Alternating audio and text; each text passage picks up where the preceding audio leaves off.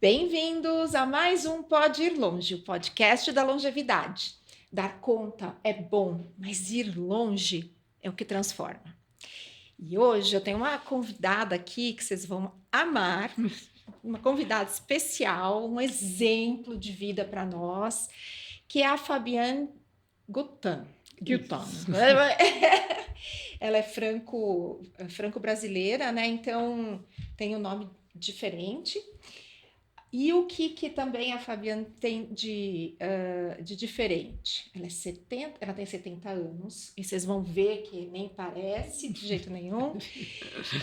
Ela é nadadora ultramaratonista e figura nos top 10 do ranking mundial do World Aquatics há mais de 2 décadas. Recentemente, ela realizou o impressionante desafio 77, que ela vai contar para a gente, e também é fundadora do movimento Hieros e protagonista do futuro documentário Véia Nada. Ela luta contra o etarismo através do esporte. Super bem-vinda! Muito obrigada. O prazer é todo meu de estar aqui com você, viu? Que demais! Eu acho que assim, todo mundo vai amar ouvir a tua história de vida. Conta um pouquinho pra gente aqui. Do 77? Não, começa contando, né? Como é que você chegou até o esporte? Eu cheguei até... Bom, você sabe que tudo na vida é um trajeto, né? Uhum. E através desse trajeto que a gente descobre o propósito. Só através da vivência, da experiência desse trajeto, né? E o meu trajeto, desde muito pequenininha, foi através do esporte. Porque o meu pai foi um dos precursores da pesca submarina aqui no Brasil. Então, eu fui uma pessoa que passou, junto com meu irmão, ele continua, eu bem menos, durante 25 anos a praticar a pesca submarina. Olha só. E, através disso, né, depois disso, eu emergi do fundo e comecei, desde cedo, a velejar, a praticar o esqui aquático. Nós tivemos um iole, então minha mãe gostava muito de remar, então eu remava também. Depois eu me apaixonei pela prancha de windsurf quando surgiu. Então eu negociei com meu pai, né, a compra da prancha mediante boas notas na escola naquela época. Isso né? aí. E assim, em São Paulo, quando a gente morava em São Paulo, mas passava todos os finais de semana de férias e feriados em São Sebastião, em São Paulo eu praticava o atletismo no Esporte Clube Pinheiros. Eu treinei com o Pedrão, que foi o treinador do João do Pulo, durante uns 2 anos, e depois eu tive lesões que mais tarde nós soubemos que era decorrente de overtraining, de excesso de treino. E aí eu já tinha uns 15, 16 anos, passei 1 ano tendo que fazer fisioterapia para tratar disso e comecei a nadar. Sim. A treinar mesmo, a nadar já nadava, mas treinar a natação, que é bem diferente. E desde então nunca mais eu parei. A natação foi uma coisa assim que eu descobri que eu realmente tinha dom e foi uma paixão. Ai, que bacana. E perdura até hoje. Então, eu treino natação há mais de 50 anos. Né? Demais. Que é diferente de nadar. Sim. Treinar alguma coisa é bem diferente do que fazer algo. Sim. Né? Então,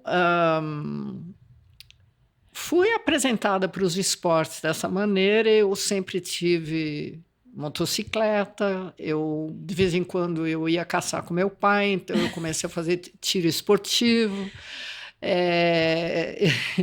Eu corria, né, corria 100 metros rasos, fazia salto em distância. Enfim, eu jogava basquete pela escola, estudei no Nossa. Colégio Rio Branco. Não tem fim isso aí. É realmente uma atleta eu nata. fiz assim, eu fui multidisciplinar, eu joguei muito tênis de mesa, né, que eu gostava muito. Enfim, mas no fim eu realmente, a minha paixão foi a natação e eu me dediquei a isso. Foi um caminho, um percurso maravilhoso. Eu já era velha para participar de campeonatos, né, absolutos, que a gente chama, de alto rendimento.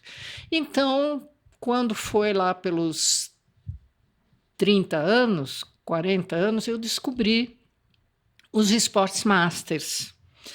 E eu resolvi, eu não sabia da existência de campeonatos masters. Aliás, eu gostaria até de explicar para as pessoas... Eu ia pedir para você falar aí para todo mundo o que significa. Um atleta master, né?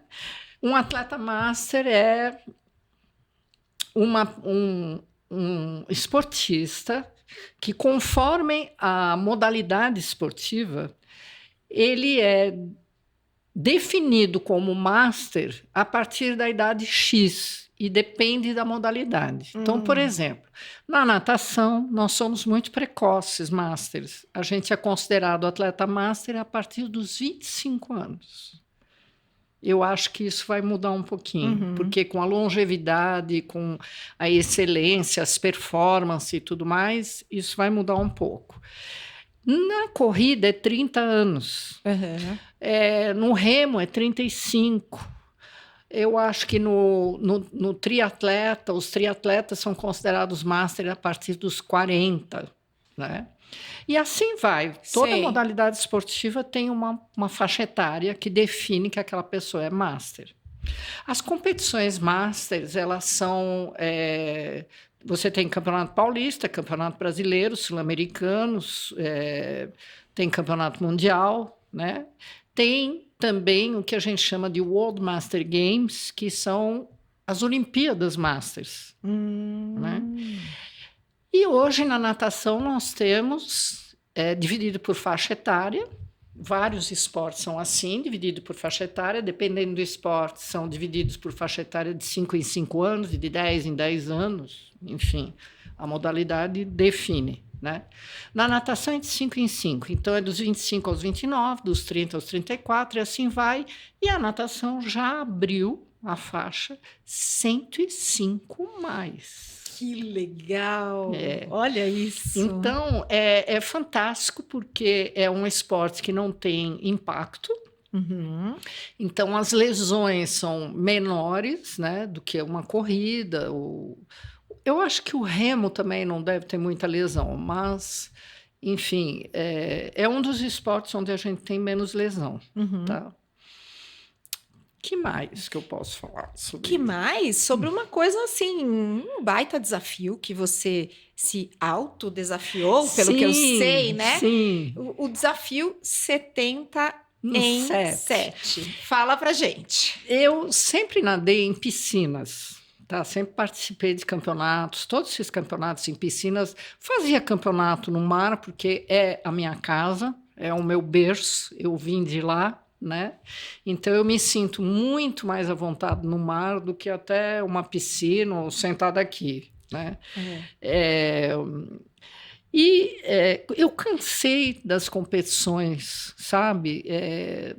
E eu resolvi voltar a nadar no mar até para voltar a essa minha vivência, essa minha, como é que eu poderia dizer? Eu tenho uma afinidade muito grande, profunda com essa natureza dentro do mar, né? E eu estava saudosa disso. Então, de vez em quando, eu participo de uma ou outra competição em águas abertas, mas eu resolvi desenhar desafios. E o primeiro desafio que eu desenhei foi esse, chamado 70 em 7. Por quê? Porque eu gosto muito, eu aprecio muito pesquisas acadêmicas. E o que eu pude perceber é que no Brasil a gente tem poucas pesquisas acadêmicas a respeito dos atletas masters, né? Tem muita pesquisa fora do Brasil. Então, todas as pesquisas que eu trouxe assim para falar, para divulgar e tudo mais, vieram da França. E numa dessas, tem um grande pesquisador francês chamado Lepère, que diz que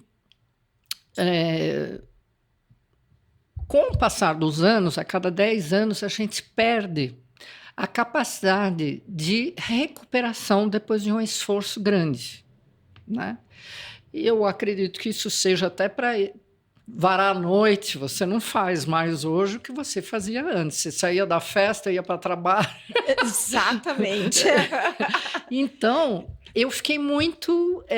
e ele falou que eles sabem que essa recuperação diminui, porém, ainda há muitos estudos a serem feitos. O porquê, o como, quando, como que faz para diminuir isso, enfim. Aí eu resolvi falar, por que não? Né? A gente pode anotar tudo, posso ser um estudo de casos, se for o caso, se não der também tudo bem, né? Mas incentivou a minha curiosidade pessoal, né? E eu falei, então vamos lá. 1 quilômetro de natação corresponde a mais ou menos 5 quilômetros de corrida. Isso é científico, tá?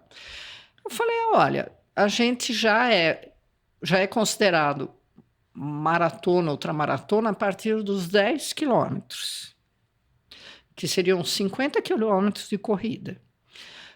Poxa, então eu poderia nadar 10 quilômetros por dia durante 7 dias para festejar os meus 70 anos. Então, são 70 quilômetros para os meus 70 anos. Olha, que demais! Eu não ia querer fazer isso. Mas essa é a tua vida, né? Isso aí. Isso que é lindo. O que aconteceu? Que muita gente não falou, mas duvidou. Né? Então, eu deixei para lá, porque eu acredito na minha capacidade, na capacidade do meu treinador, dos 2 treinadores que eu tive, aliás, 3, que foi também a treinadora de física, né? Musculação e tudo mais. E eu acreditei na equipe multidisciplinar que estava por trás de mim, porque realmente é uma coisa meio fora da caixinha, então precisou de uma equipe multidisciplinar, todo um preparo. Psicológico precisa também? Também, para levar isso adiante e chegar ao resultado que eu queria, né? Que era completar isso aí. Os 70 quilômetros. E o que aconteceu? Nós começamos a nadar. Eu já nadava 3,5 km por dia. E aí o meu treinador, que é o Samir Barel, ele é uma pessoa super conhecida no meio de águas abertas, né? É um nadador absolutamente excepcional de águas abertas. E ele falou, Fabiane, você vai conseguir. A gente vai montar a sua planilha e vamos escolher a data, né? E trabalhar. Ok. Então, eu tive um fisioterapeuta, uma nutricionista, o Samir, que me passava as planilhas mensais, né? E eu dava o retorno a ele praticamente todos os dias. Na beira da piscina, eu tive, que foi assim super importante, uma treinadora, a Bia, a Beatriz.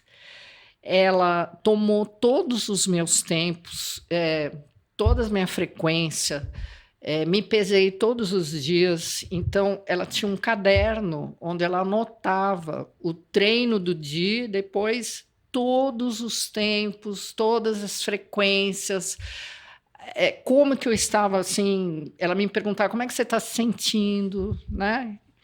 Aí entrava essa parte do psicológico, do não, emocional? Não, o psicológico ainda não. eu tinha já uma outra pessoa. O apelido dele é Pi, mas o nome é José. Então, essa parte física, eu comecei com 3,5, aí o Samir aumentou para 4, depois ele aumentou para 5 quilômetros por dia. Ele falou, não vai mais precisar aumentar mais, mas nós vamos fazer todos os meses desafios. Então, você vai nadar 30 vezes 100 metros. Depois, no mês seguinte, 40 vezes 100 metros. No mês seguinte, 50 vezes 100 metros. 60 vezes 100 metros. 70 vezes 100 metros. 80 vezes 100 metros. 90 vezes 100 metros. E 100 vezes 100 metros. Ou seja, 10 quilômetros. E depois os desafios, um dia 10 quilômetros, depois 2 dias seguidos 10 quilômetros, 3 dias 10 quilômetros, e assim foi. E quanto tempo isso, desse 14 meses. 14 meses. Então, no começo, 5 quilômetros, quando cheguei nos 5 quilômetros, diariamente, de 5 a 6 vezes por semana, né, mais 3 vezes por semana de musculação, eu chegava em casa que eu tinha vontade de pedir arrego, né, de 4, literalmente. Nossa, se arrastando, aí, né? Imagina. Eu me arrastava até a cama, tinha que dormir. Eu dormia assim profundamente durante praticamente 1 hora. Levantava já ainda quebrada, né? E eu fui monitorando quanto tempo depois desse meu descanso eu precisava para não me sentir tão quebrada, porque eu trabalho também, né? Então, eu dou aulas, eu sou tradutora juramentada, eu faço minhas traduções, né? Enfim. Então, no começo, eu sentia que eu dava aula moída. Muitas vezes eu cancelei a aula porque eu estava, assim, um bagaço. Exausta. E eu agradeço muito os meus alunos, porque eles foram, assim, muito coniventes e me ajudaram muito durante esse percurso, sabe? E com o tempo, e aí eu comecei a notar quanto tempo eu levava depois da minha soneca para me sentir menos moída. E isso foi diminuindo, esse tempo foi diminuindo com o treino intenso, né?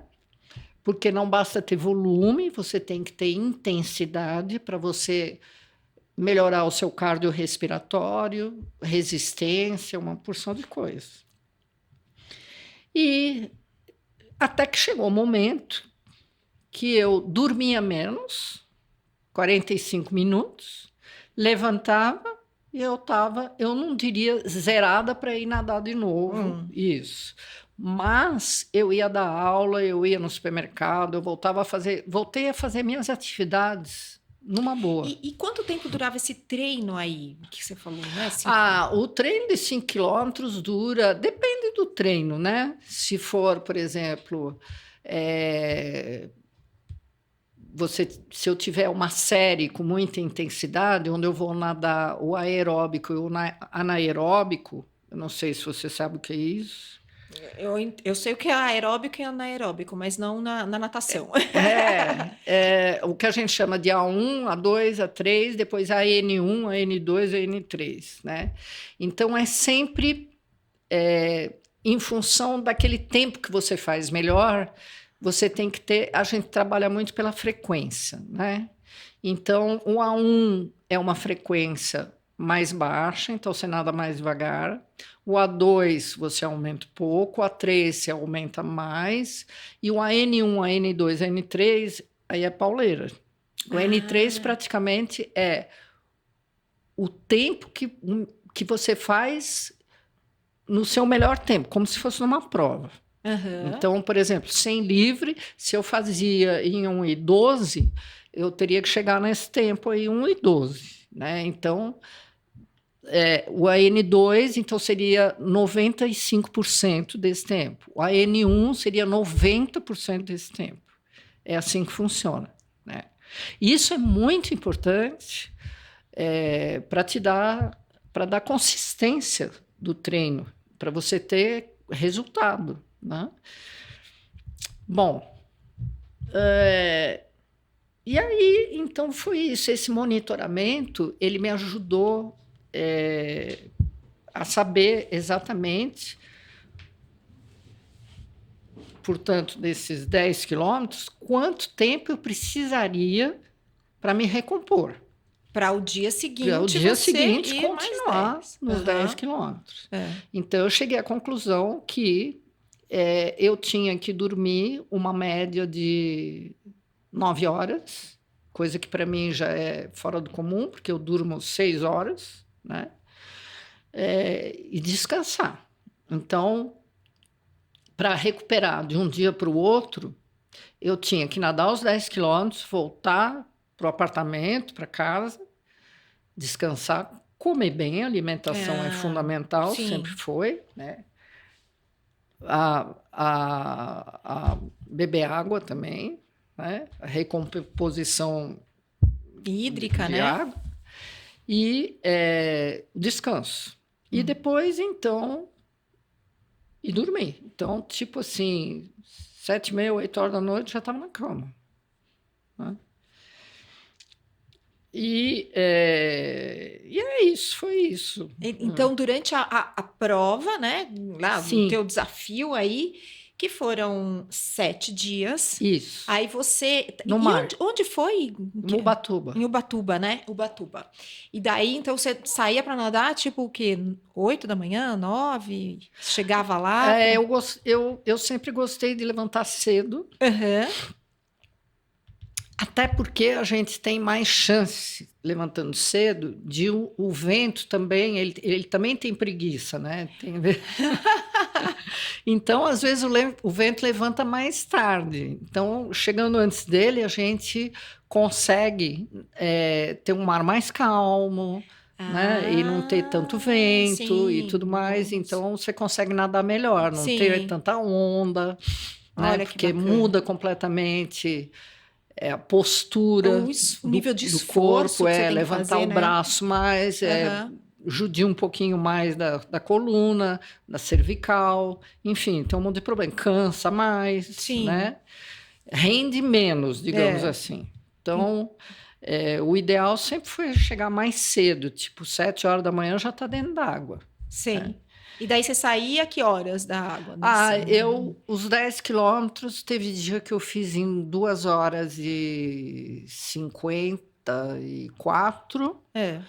e a maioria foram em 3 horas e 5, 3 horas e 10, por aí.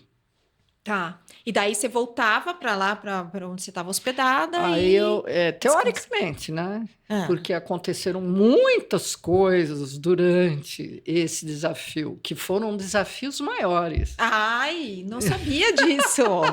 Então fala.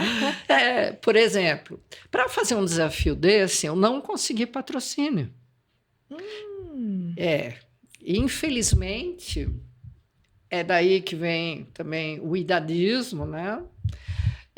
Eu sou mulher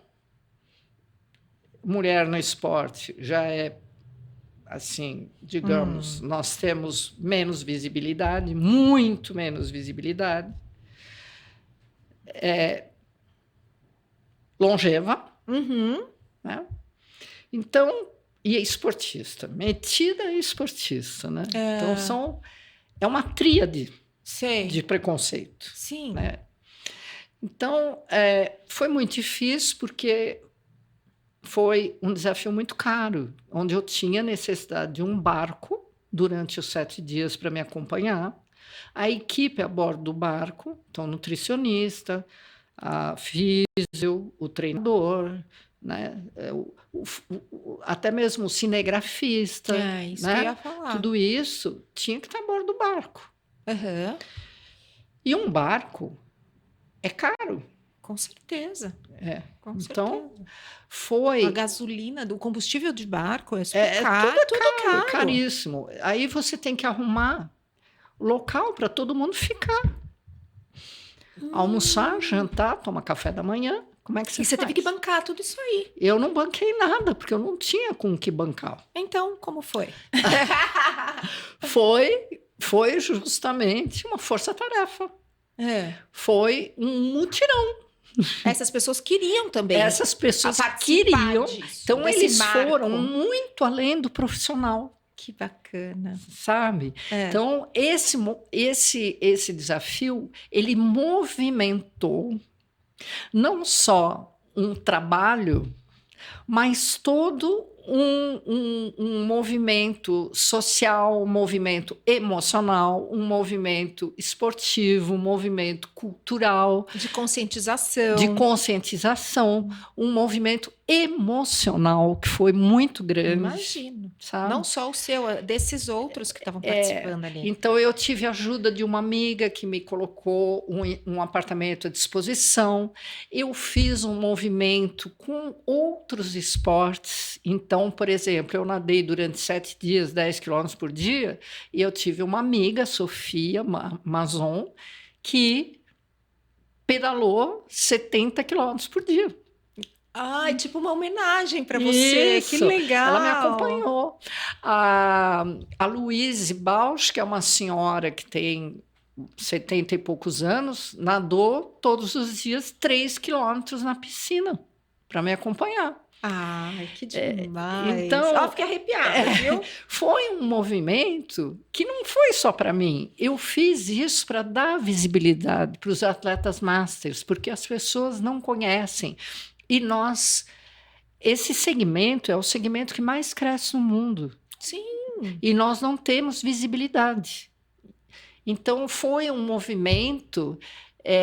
Então, essa minha amiga emprestou o apartamento, uma outra amiga emprestou um barco, que não foi usado só um dia, porque no segundo dia quebrou, no primeiro dia quebrou. Aí os outros desafios adicionais aí. Foi um desafio para arrumar outro barco. Aí foi, assim, todos os perrengues, né? Possíveis. Então, eu nunca nadei sozinha, porque todos os dias eu tinha amigos que vinham para nadar um dia comigo. Eu tive ela é campeã brasileira de tiro com arco, sabe?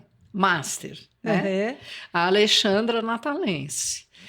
Quando eu cheguei o primeiro dia, foi o meu aniversário, para ninguém falar que eu não tinha 70 anos. Então, o primeiro dia de natação foi... Bolo com a velhinha de 70. Eu cheguei na praia e dei de cara com ela, porque era também o aniversário dela. Ai, que legal. Sabe? E ela saiu de Campinas, foi até Ubatuba para almoçar comigo, comemorar o aniversário dela e o meu. Ela é bem mais jovem do que eu, ela tem 55 anos, né?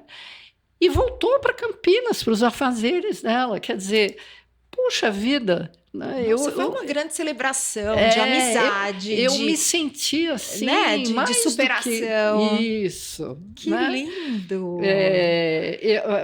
Minha outra amiga que tem uma confecção de artigos esportivos, de roupas esportivas só para mulheres, para triatletas, né?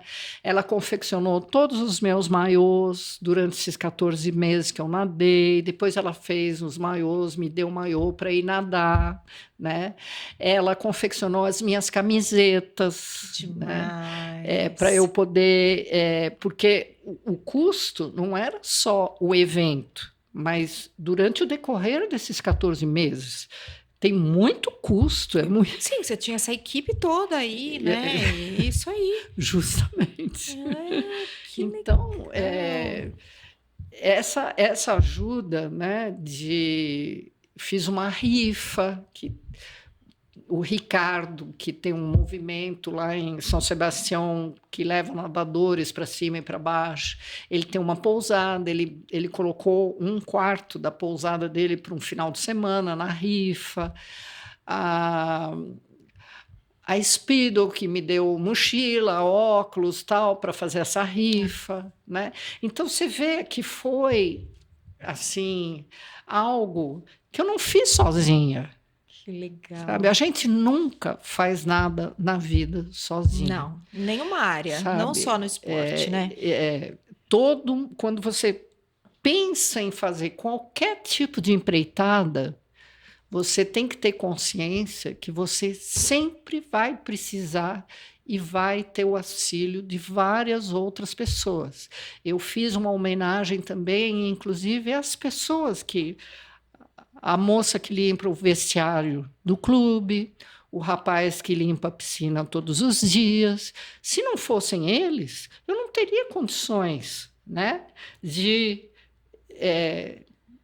enfrentar tudo isso com dignidade, com o trabalho que eles me ofereceram para poder entrar numa piscina limpa, entrar num vestiário decente. Garantir tua performance, tua melhor performance possível, né? Minha família, que me ajudou muito incondicionalmente, né? Então, eu acho que é um reconhecimento que eu tenho que ter, que eu tenho, né? Que é muito grande, que eu vou carregar isso para dentro de mim sempre. Então, a mensagem, o que ficou mais de mensagem para você desse desafio aí? Né? Tem tantas nuances aí. Realmente é muita coisa. Por exemplo, eu tive a ajuda do treinador mental, que eu não paguei um tostão. Sabe? Ele fez isso assim, absolutamente acreditando na importância do trabalho dele para o meu objetivo. Uhum. Né? Ele me ajudou bastante. Foi muito importante, sobretudo, quando eu tive que fazer esses desafios dentro da piscina. Você imagina nadar 10 quilômetros numa piscina de 25 metros. Eu dei só 400 cambalhotas, 400 viradas, que a gente chama, né? Parei 5, 6 vezes para me suplementar, então eu dei 395 viradas. Gente, no mar não tem virada. É reto. A virada é uma coisa que cansa. Imagina. Mentalmente, a piscina cansa muito. E aquele vai e volta, né? Sem parar, né? E, realmente, eu acho que tem um impacto mental. Isso foi um treino mental absurdo para mim. Tá? Eu falei assim, gente, se eu conseguir 2 dias seguidos nadar desse jeito, eu vou fazer 15 quilômetros por dia no mar. E você sentiu essa diferença quando você estava no mar? Você realmente achou que foi um pouco melhor do que para mim é muito melhor. Muito melhor. Tá. Apesar de, por exemplo, no 6º dia eu tive uma hipotermia terrível. Eu quase fui parar no hospital. Nossa, estava muito Fiquei frio. muito, muito assustada e com medo de não conseguir terminar no 7º dia. Nossa. Né? No 5º dia, quando eu fui nadar, já a água estava muito gelada. Mas eu não uso traje. Foi tudo sem traje. Tudo né? maiô só. Só com maiô. Bom, o 5º dia foi ótimo, sabe? Foi uma performance muito boa. Nadei, acho que em 2 horas, 3 horas, cravado. Eu acho que eu estava com tanto frio que eu queria sair de lá o quanto antes, então nadei bem. Mas o 6º dia, a água esfriou demais. Ai, que difícil. E eu acredito que ali eu estava com 18 graus. E eu tinha 2 amigos que foram nadar comigo. A Mônica Calderon, que é uma nadadora também, ela foi assim muito importante para me motivar a chegar até o final dos 10 quilômetros, sabe? Naquele sexto dia. Eu já estava esse problema de hipotermia, ele pega teus rins, fígado, sabe? A tua circulação começa a ser deficitária, porque o organismo começa a abastecer principalmente o cérebro, pulmão, né? Os órgãos vitais, né? E eu já estava perdendo o senso de direção, a gente perde, e eu já estava com um problema de coordenação motora. Nossa. Né? E eu descobri ali no trajeto que eu estava nadando uma faixa onde eu sentia que tinha 1 ou 2 graus a mais. Mas era uma faixa muito curta, era uma faixa de 100 metros. E faltavam ainda, assim, uns 800 metros para acabar, e eu estava, assim, desesperada, sabe? Eu não estava... Aí eu falei, eu vou nadar só nessa faixa de 100 metros. Ela falou, não, mas vamos até as pedras. Eu falei assim, não vou, porque a água está muito gelada até lá. Mas isso, você falava com... Você conseguia falar com Eu ela? conseguia falar com ela, eu falei assim, eu vou ficar nessa faixa de 100 metros. Eu vou e volto 200, vou e volto 400, vou e volto. E assim acabei os 800 metros. Entendi. Sabe? E aí eu fiz a besteira de quando eu subi no barco, que eu acabei, que falaram, acabou os 10 quilômetros, eu tirei a touca. E a touca é a nossa principal... ela te protege do frio. E aí, quando eu tirei a touca, eu comecei a tremer. Aí me bateu aquela tremedeira que parecia que tinha um santo que baixou. Começou a ficar azul, assim. Não, mas é uma tremedeira assim que você não consegue falar, você não consegue... Controlar. Você não tem controle. E aí a Bia, que estava no barco comigo, jogou um monte de coisa em cima de mim. A Mônica sentou do meu lado e botou a minha cabeça no colo dela e me cobriram com muita toalha, camiseta, tudo que tinha, né, no barco. E aí a gente estava ainda 15 minutos de barco da praia de onde nós saímos, que era a praia de Itaguá, no centro de Ubatuba. Nossa. E confesso... Nem sabe o que aconteceu. Não sei o que aconteceu. Como você chegou lá na... Não sei. Não sei se eu apaguei, eu não sei se eu entrei...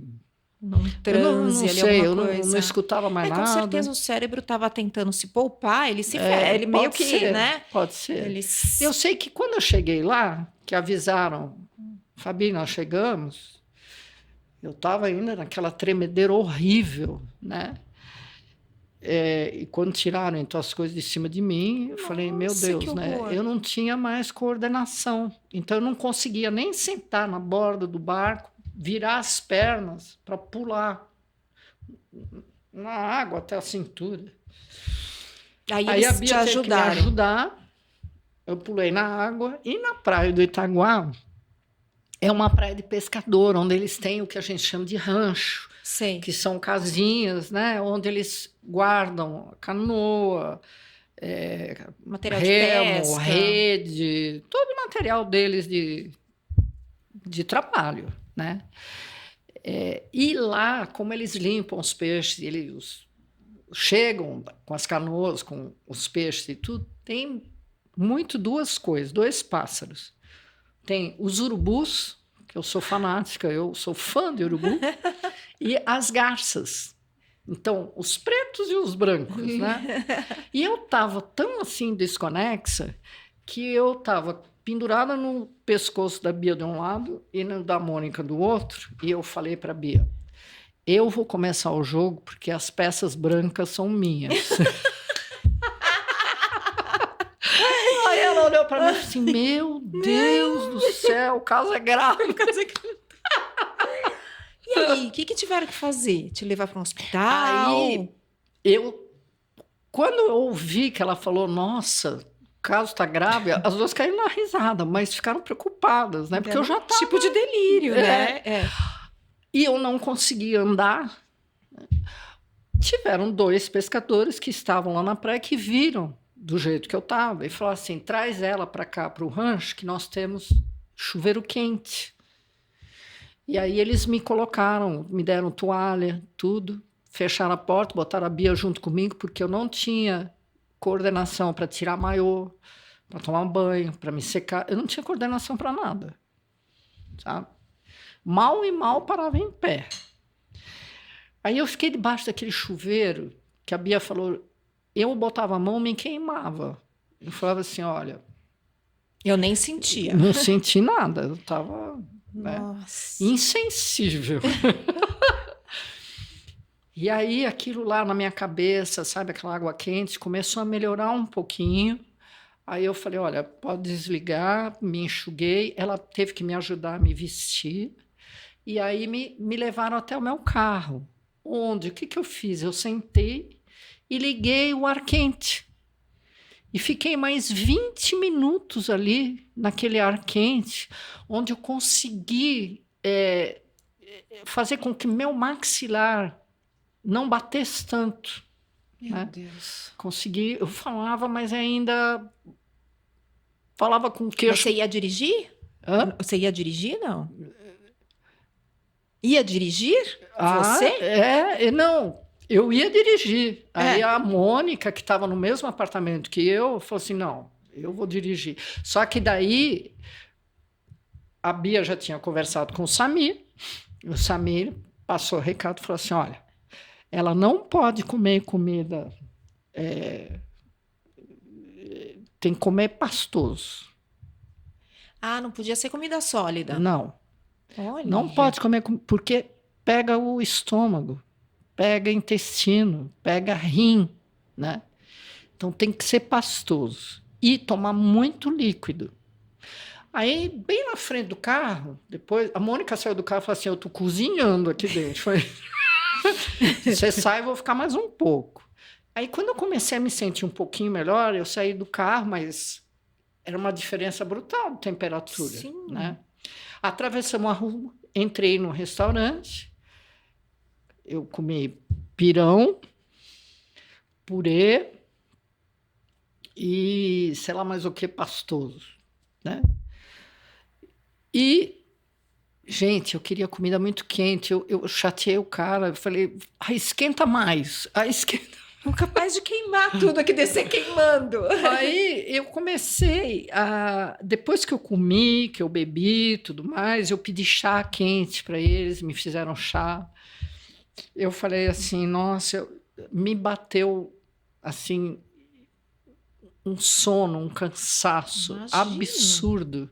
Sabe, eu acho que o meu corpo estava reagindo e tentando se defender, né, dessa agressão que foi muito grande. Aí a Mônica falou, senta aí que nós vamos com o teu carro, depois eu dou um jeito de vir buscar o meu, peço para alguém, enfim. Eu nem sei como é que ela foi, ela deve ter pego o meu carro, voltado lá com outra pessoa para pegar o carro dela, não sei, eu não sei te dizer. Sei que eu cheguei em casa e ainda tomei mais um banho pelando, aí eu botei meia, pijama, pullover, 2, 3 cobertores na cama, e dormi a partir das 4 da tarde até as 10 da noite, mas assim, um sono profundo. Aí ela me chamou, porque ela tinha ido comprar canja para mim, ela comprou 1 litro de canja, eu tomei 1 litro de canja, fervendo. Fervendo. Aí ela falou assim, volta lá para dormir. Olha, mas não precisou nem falar. Mas esse era o 6º dia. 6º dia. Ainda tinha mais um. Mais um. E aí o que aconteceu? Que entrou uma frente fria. Né?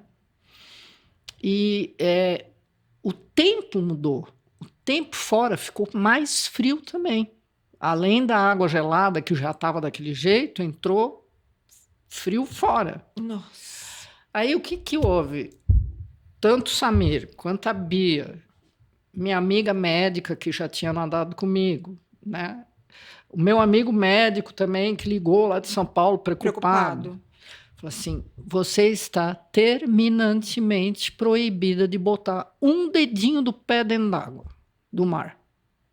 Porque senão você vai ser carregada e você não vai conseguir completar os seus coisas. Então eu vou fazer o quê? Vai nadar na piscina. E foi assim que, com a ajuda do Saulo, que ele é o responsável pelo departamento de esportes de Ubatuba, né? Abriu uma piscina lá para mim e fui nadar lá, na piscina de 25, com a Mônica. Os primeiros 5, 6 quilômetros eu consegui dar conta. Os 4 últimos quilômetros, eu acho que por conta... Porque depois eu soube, a minha amiga médica me explicou, que a hipotermia ela não para quando você para de tremer.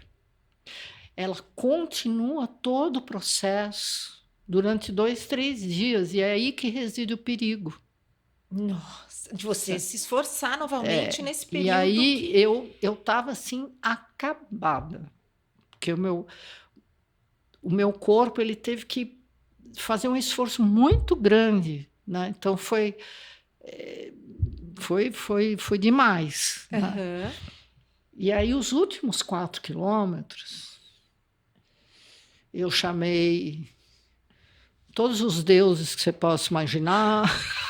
Todos os santos, tudo. Todos os santos. E a Mônica foi muito importante, sabe? Porque ela me acompanhou na piscina. Tentando te motivar. Falou, Fabiane, não importa, você nada 500 metros, para.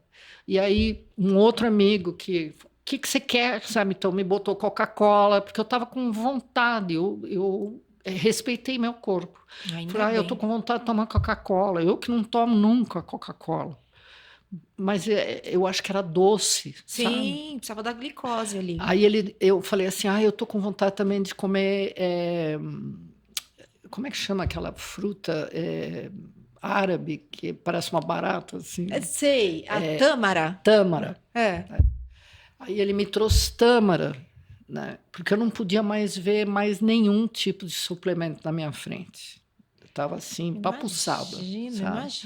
E eu acho que por causa da hipotermia, meu estômago estava duro, sabe? Eu sentia que aqui estava tudo duro. Então, eu falei, gente, eu tenho que... Né? Que realmente prestar atenção. Então, eu tomei Coca-Cola, comi tâmara. Isso depois, né? Não, durante esses 4... durante? Durante a natação.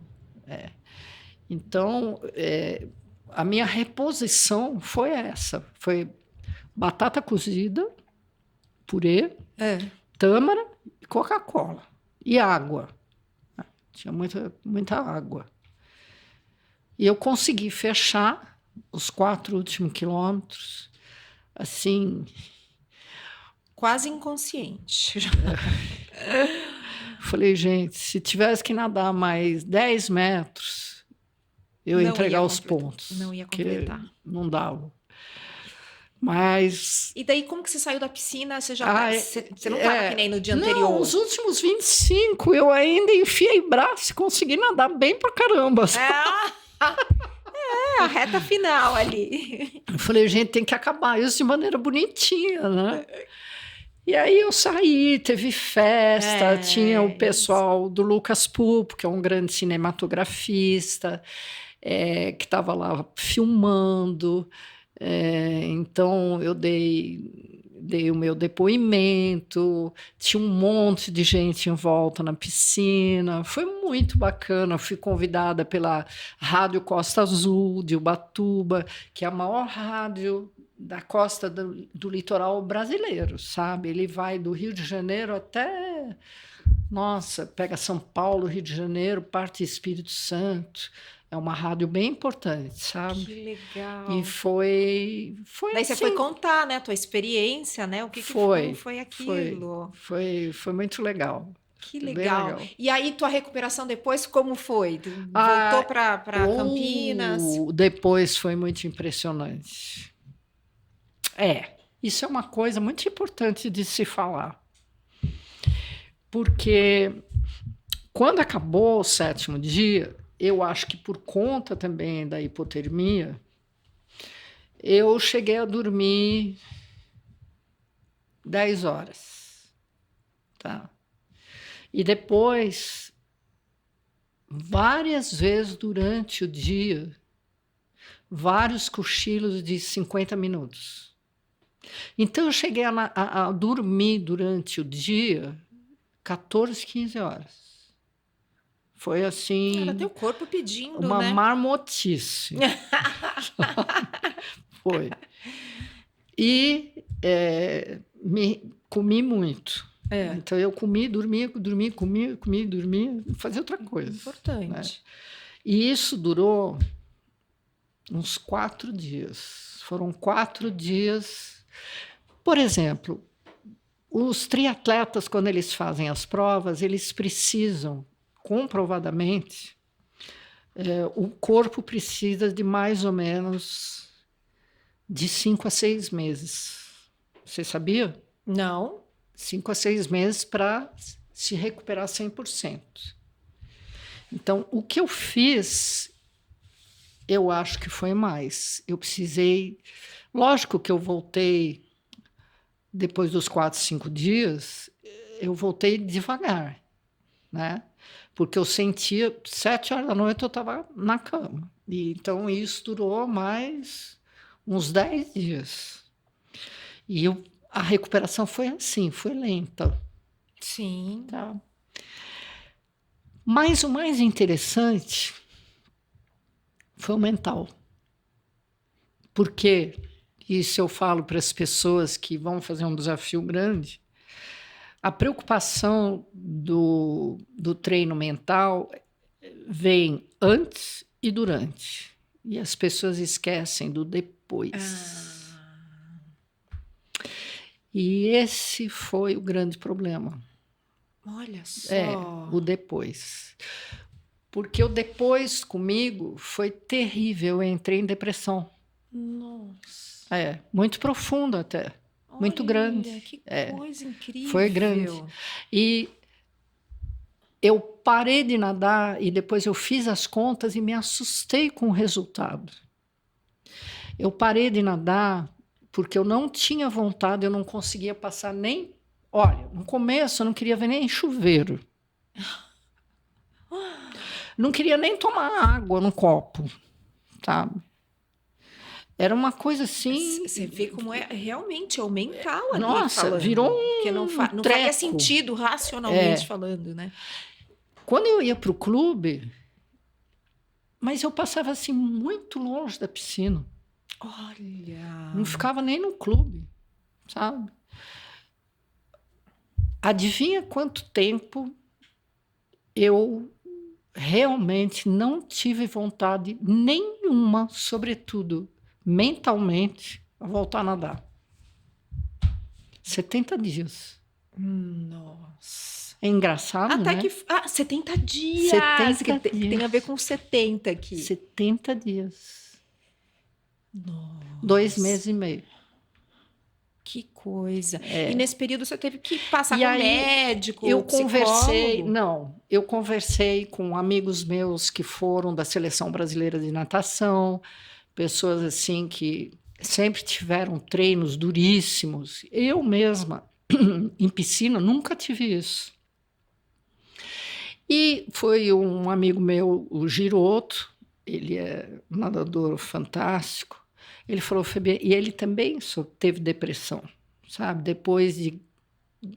E ele me explicou, olha, eu li a respeito e é o seguinte, quanto mais o teu desafio é difícil e que exige um tempo de treinamento muito longo, porque foram 14 meses, né? Não é pouca coisa. Uhum. O que acontece? O teu corpo, durante esses 14 meses, ele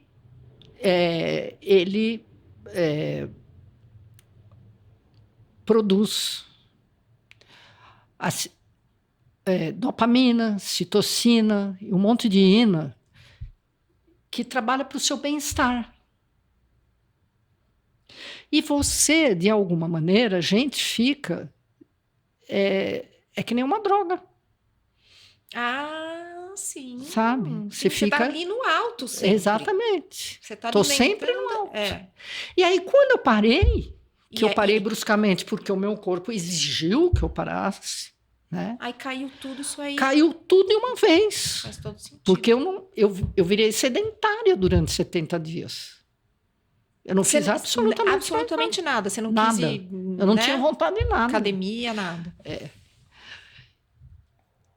E aí, o tombo é grande. Ele é exatamente proporcional, né? A tua elevação ali foi para um pico e daí desaba.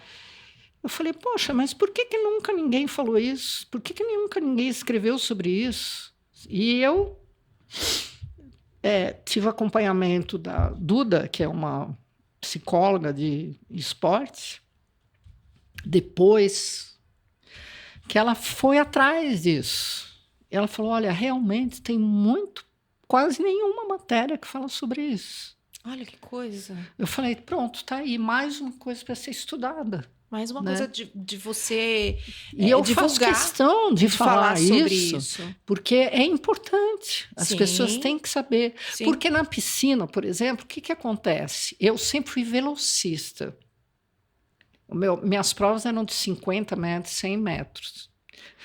Essa foi a primeira dificuldade para passar a ser uma ultramaratonista, porque você tem que nadar devagar.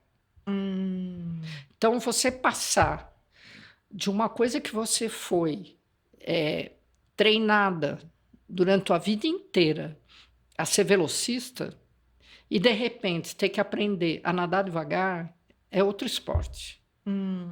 E outro mindset. Tem que virar uma chave. Tem que virar uma chave. Né? A primeira vez que eu fui fazer um simulado, fui numa represa com o Samir, ele falou, você vai nadar 5 quilômetros. Aí eu nadei os 5 quilômetros e ele falou, cara, você é louca, como assim? Não vai dar certo isso aí, você não pode nadar desse jeito.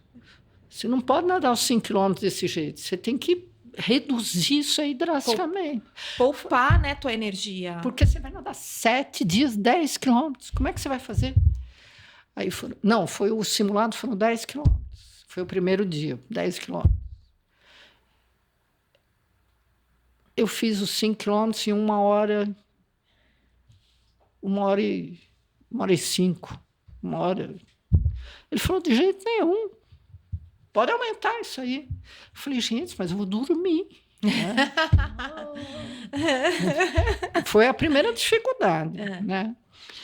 E depois, então, esse problema mental, assim, né? Depois que você para, ele é muito, assim, ele deixa a gente, assim, até meio perdido. Porque fala assim, gente, mas eu nunca tive depressão, aí eu tô com essa depressão, meu Deus do céu. Porque as provas de piscina, como eram curtas, e você tem várias competições durante o ano, uma atrás da outra, você não tem tempo de ter essa decaída. Sim, sim. E o treino, ele é completamente diferente. Né? É a mesma coisa que você pegar um Usain Bolt, que corria 100 metros rasos, e pedir para ele fazer uma maratona de 42 quilômetros. É outro esporte, sim. É outra coisa. Então, o nadador de piscina, ele não tem essa... A não ser que, lógico, quando ele vai para uma Olimpíada e depois ele tem aquele tempo, né, também de recuperação, mas que eu acho que não é tão longo quanto um que faz uma ultramaratona dessa no mar. Né? Você tem que ter mais tempo de se recuperar. E como é que foi a repercussão disso tudo, então? Depois? Foi muito grande. Muito grande. Foi uma repercussão não tão grande quanto eu queria, né? Mas foi bem grande, foi parar foi parar na Espanha, em Barcelona. Olha! Me ligaram de lá para fazer uma matéria sobre isso, o jornal mais importante de lá, que chama La Vanguardia. E aí a jornalista, né, eu coloquei no Google Tradutor, né? E mandei o que eu escrevi para ela com as fotos e tudo, e teve uma repercussão assim enorme Lá. lá. Que legal, olha que bacana. Eu acho até que tem agora jornalista da Itália e da França que vão entrar em contato comigo, sabe, para fazer. Aí, agora nós temos o documentário, né? E o documentário vai se chamar Véia Nada. Por que esse nome? Eu entendi. Né? Véia Nada. Porque tem duas conotações, né? Véia, nada de natação, e véia nada, que eu não sou véia, não. Né? Que véia legal. Nada. No começo, o pessoal fala assim, ai, Fabiane, esse nome véia. Eu falei assim, não, pode deixar, eu assumo. Véia nada. Não tem. Por quê? Como eu te disse no começo, muita gente duvidou. Muita gente não acreditou. Muita gente tentou me dissuadir. Sabe? Muita gente pelas costas, né?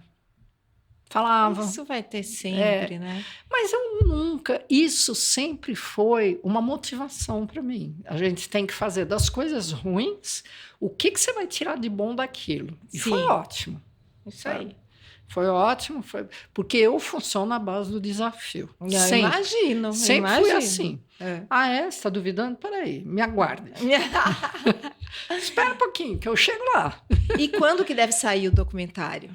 O documentário vai ser lançado em, provavelmente, janeiro de 2027. Né? Pela produtora Pollen Studios. Foi o produtor, foi o Rodrigo Rebouças, super conhecido, e o cinematografista, que ele é especialista em imagens subaquáticas. Ele fez... Você chegou a ver o filme Ainda Estou Aqui? Sim. Tem uma parte que é toda feita no mar, foi tudo ele que filmou. Sabe? Nossa, que bacana. O nome dele é Lucas Pulpo. Ele é maravilhoso. Nossa, ele é conhecido internacionalmente. É uma pessoa, assim, fora de série, sabe? E os dois, então, resolveram fazer esse documentário, que praticamente é um longa, né? E a estreia no começo do ano. Que bacana. De 26. Nossa, parabéns. Que coisa mais linda, que história mais linda. A gente ainda não sabe onde que vai ser. Acredito que na televisão, mas eu não sei. Isso é com eles, não é comigo. Não sei, né? E estou escrevendo. Então, o filme chama Véia Nada. E o livro que eu estou escrevendo também, que vai e vem... no meu passado, né, para explicar o percurso que eu cheguei até o meu propósito, que eu abri a Hieros, esse movimento em prol dos atletas masters, em prol da saúde, dos esportes, saúde, longevidade, que eu sempre falo muito sobre isso, né?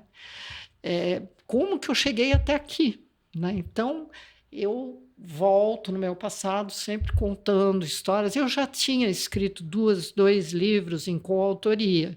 Um foi sobre o propósito, Reflorescer na Maturidade, com mais 4 autores, e eu fui coordenadora e coautora do livro, que ficou muito lindo, chama Mulheres Masters no Esporte, onde eu reuni 26 mulheres comigo, 26, 25.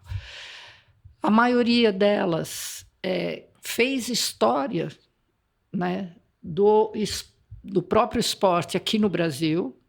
Então, você tem, por exemplo, a Carol Meyer, que foi 7 vezes recordista mundial de apneia, né? Tem a nossa grande a Cissa Maia, que foi a primeira karateca entre homens e mulheres a trazer a primeira medalha de ouro para o Brasil. Olha! E depois ela trouxe mais 2, então ela trouxe 3 medalhas. Ela entrou no Guinness, porque a terceira medalha, ninguém mais botava fé nela, porque ela ganhou depois dos 40 anos. Ela entrou no Guinness. Você tem, assim, 20 modalidades esportivas, sabe? Que eu trouxe essas mulheres. Tem mulheres também mais, assim, mais terrestres, não tão, né? Que são mulheres porque eu queria absolutamente mostrar que o esporte ele não é somente um vetor de saúde, ele não é somente uma diversão que já deixou de ser o prazer, ele tem que ser prazeroso, divertido, mas ele é um vetor da saúde. Eu queria mostrar que o esporte, além de ensinar, ele resgata, sabe? Ele resgata muita coisa, né? E eu trouxe para o livro mulheres do dia a dia, mulheres, por exemplo, sofreram abusos, né? Abusos psicológicos, emocionais, enfim, físicos, né? E que conseguiram resgatar a dignidade, a saúde mental delas e a liberdade de continuar o caminho delas,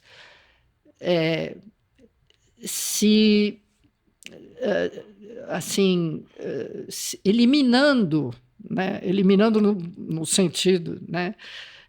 Figurado, do mal, né? Que muitas vezes era o próprio marido, né? Sim. Através do esporte.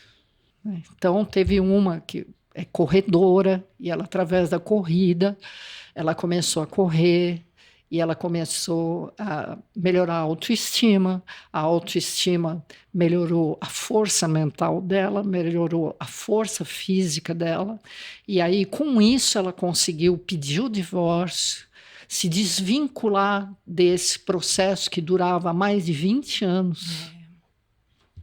Montou um grupo de corredoras, mulheres, que, pasme, praticamente todas elas têm o mesmo problema. Né? Que hoje não é uma coisa fácil você sair de uma relação abusiva. Isso. Né? Outras que, por exemplo, desenvolveram, como é que chama aquele que tem medo de sair, medo de Síndrome do pânico. Síndrome do pânico, que tomavam caixas e caixas de remédios, aí tomavam remédio, aí tomava outro remédio para dormir, aí tomava remédio para acordar, aí tomava remédio para comer, aí quando viram, estava mais doente do que, né? Era uma farmácia ambulante e continuava a mesma coisa.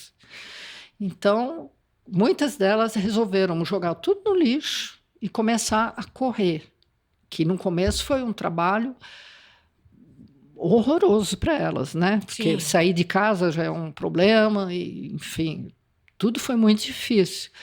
Mas hoje são mulheres que resgataram não só a saúde mental, a saúde física, mas a vitalidade, começaram a descobrir quem elas eram, porque essas mulheres, em geral, são aniquiladas, né? Mentalmente. Então, elas nem sabiam mais quem eram, então elas resgataram tudo isso.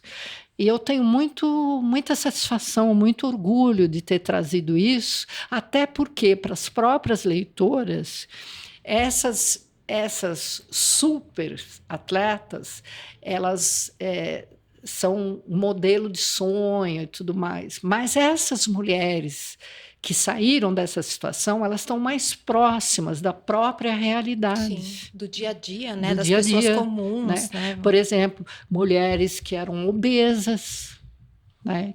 E que, através do esporte, conseguiram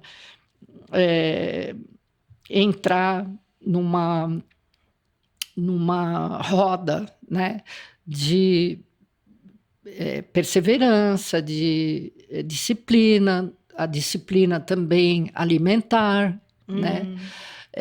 Conseguiram mudar, inclusive, hábitos dentro da própria casa, com o marido, com os filhos. Então, tudo isso é muito importante. Sim. Sabe? Para mostrar que o esporte é um vetor de saúde física e mental, e que ele funciona. Que maravilha, sabe? Que maravilha.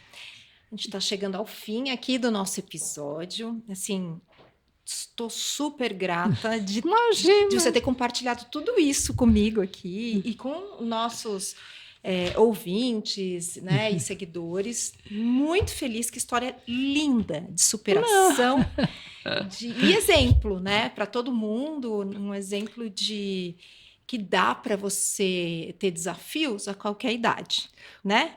A idade nunca foi empecilho para nada.